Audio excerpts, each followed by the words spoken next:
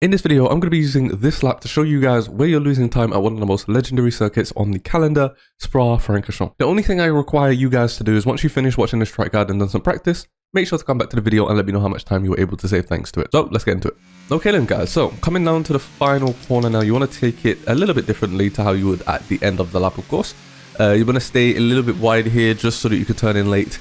Carry as much speed down into turn 1 as possible. Remember, there is a little bit of a bump here, so you want to be careful with how you're putting your foot on the throttle, or else you'll get some wheel spin the car, open up DRS, and then you're just bombing it down to turn 1, starting a lap at this legendary circuit. So, coming up to the first corner, 7th gear, you want to be as far left as possible, braking at the white line, which is just before the 100-meter board. Down in a straight line if you're not using ABS, down into 3rd gear, and then you want to start turning in just after the 50-meter board. Picking up the throttle right around about the time that you hit the apex, and then just smoothly applying it. Try not to go out too wide here because the orange curb there, it will spin you out on this year's game. And then again, just be smooth with your traction, and then you're just bombing it down to the end of sector 1 at this point, because El Rouge and Radion are both completely flat. Coming up El Rouge and Radion here, you want to be as close to the right hand side as possible, and then obviously you can't really see where the curbing is here, so you kind of have to just go by memory, but you want to take as much of that as possible. And then again, you're just bombing it down to the end of sector 1. Open up DRS as soon as you possibly can here. Now, you don't want to be on the right hand side of the track ideally, especially in qualifying. If you're trying to pass someone, then obviously it's a bit outside of your control, but you kind of lose a little bit of time there. So ideally you want to be as far left as possible. And then to end sector 1, it's a bit of an in-between zone here, so you want to roughly brake at around, probably I would guess, the 70-meter mark, maybe a little bit later than that. But as you're coming to the 50, you want to be using all the track that you can on the entry, braking down into 5th gear for this first part of the corner. And there's two ways you can take it. To be honest, you don't really gain that much time depending on how you take it. You can either miss the curb entirely or ride the curb to the point where your right hand tires are on the green parts there. Again, you're not really gaining or losing time there depending on how you take it. And then for the second part, I usually shift down into 4th gear, taking as much curb as you possibly can. The car can bottom out a little bit here and get a little bit loose. It's all about practice and how you control the car when going over this curb. And then you're going to find yourself around about here. You want to try and bring yourself back to the middle of the track, not too far left, or else you're going to be losing too much time. Short shift up to 5th gear if needed, and then just take as much curbing here as possible. Pretty much you want to have your right hand tires on this sort of grey honeycombed bit. And then here it's very easy to go out wide, so just be careful with how you're getting on the traction for the previous corner. At most you want to be here having your tires on the white line, and then come off of the curb, of course. And I'd like to thank everybody who's on the screen right now for being channel members. If you do want to support the content past just liking and subscribing, make sure to click the join button underneath the video to learn more. And then you're going to be in 7th gear coming up to this next corner just after the curb start. So round about here is where you want to start braking, and you want to use all the curb necessary going into this corner so you can carry as much speed down this hill as possible. 3rd gear in the middle of the corner, you want to downshift one last time after 4th gear, and that just allows you to, you know, hug the inside without going too far wide. And then you want to short shift back up to 4th anyway, so that you can really get your foot on the throttle as soon as possible. 5th gear for this next corner, very tricky to see where to sort of like lift and turn in because there's a lot of trees and shadows here, but pretty much just after you start the curb, so around about here in between the two DHL signs, there is where you want to turn in. Use all the track on the entry, and then you pretty much want to have your car ideally positioned here. You can have it positioned on the green bit here, but ideally you want to have it positioned here on the curbs. Get your foot back on the throttle, and then use as much of the track on the exit as possible. Come off of the curb, and then we've got this very fast left-hander here. So you're going to be in 8th gear coming into this corner. Very tricky because it's really all about practice and feel with this corner, because there's no real indication anymore as to where you want to turn in. But you want to turn in roughly around about I would say here. Now you're going to be going into this corner very, very fast. So turn here, then you pretty much want to lift off 7th gear, and then as soon as you reach this green part here, or even just slightly before it, you pretty much want to be back full throttle.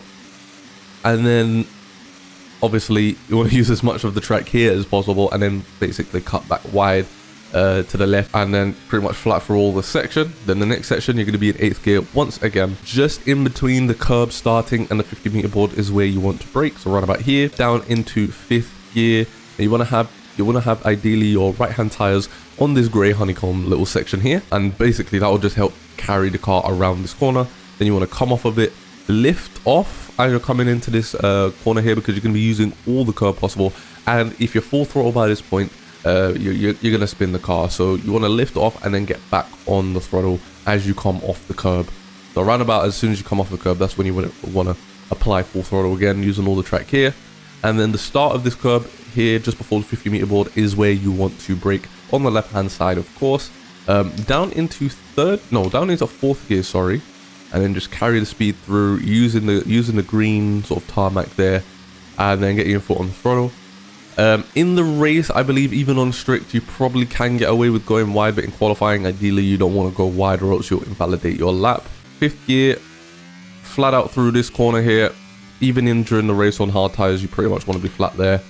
And then you're just taking the path of least resistance all the way down to the bus stop chicane. I believe this corner here is called Blanchimont. That's completely flat. In the rain, I think you do need to lift and brake for it, but in the dry, it's completely flat. And then coming up to the bus stop chicane now, pretty much want to brake dead on the 100-meter board or just before the 100-meter board, depending on what tires you're on. You kind of want to turn in a little bit earlier for this year's game than you usually would.